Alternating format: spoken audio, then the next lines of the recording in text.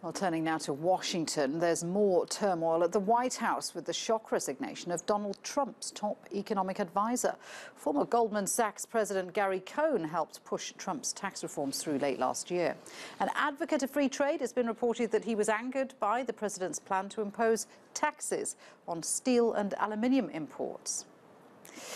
President Trump, though, has denied his administration is in chaos. The White House has tremendous energy. It has tremendous spirit.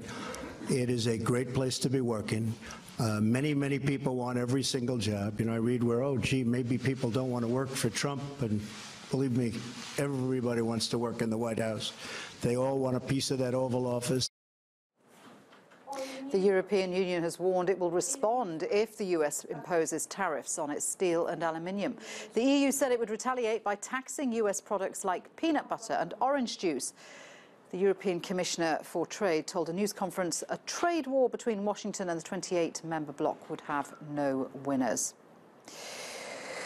Let's talk more about this with Tori Whiting, who joins me now from Washington, D.C. She's a trade economist at the Heritage Foundation. Tori, good to have you with us. Well, let's talk about these import tariffs that President Trump wants to slap onto steel and aluminium imports. He says it's because of national security. He's got to protect his domestic producers. Is that what these tariffs will ultimately do?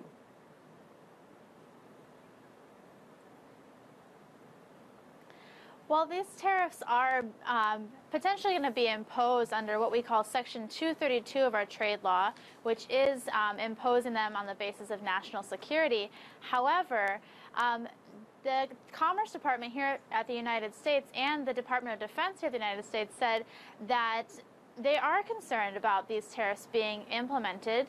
The Defense Secretary said that he's afraid about how this will look to our allies, especially Canada, Mexico, the European Union, Japan, Korea. So it's going to have a large impact on those countries. And really, the majority of steel imports into the United States come from our allies, 16% from Canada. So I'm not really sure exactly how this fits into the national security realm. But the fact that he says it's to do with national security, that means that if other countries go to the World Trade Organization and complain, he has immunity because you get an exemption if it's because of national security.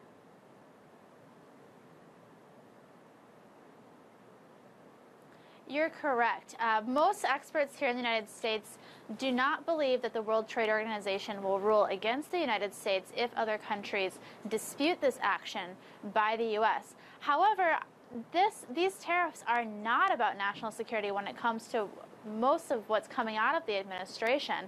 They keep saying this is about China, this is about restricting imports from China and Russia and our adversaries. And that's simply not the case. 2% of all of our steel imports come from China. It's a very small amount. And so I think that these tariffs are completely off base. They're putting into jeopardy U.S. negotiations when it comes to NAFTA and causing some tensions there and causing unnecessary tensions between the United States and many of our allies. And that's just not sustainable and not part of what the United States was doing and should be doing when it comes to promoting economic growth here in the United States and around the world.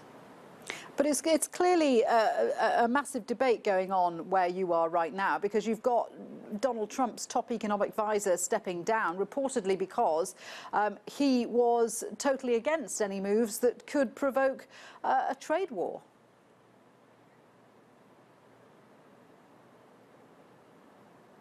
Correct. And I think here in Washington you see a very strong and resounding opposition to the president's move from the policy community, from the larger business community. When it comes to steel users and aluminum users, the Chamber of Commerce here in the United States is strongly against these tariffs, as well as many other organizations. And our friends over on Capitol Hill, our congressmen, our senators, are speaking out and telling the president that this is going too far. Unfortunately, Congress does not have, the United States Congress does not have much of a role in this decision. The president does not have to have their consent, and he can do this unilaterally. Tori, good to get your thoughts there. Thank you very much indeed for speaking with us. Tori Whiting there in Washington, D.C.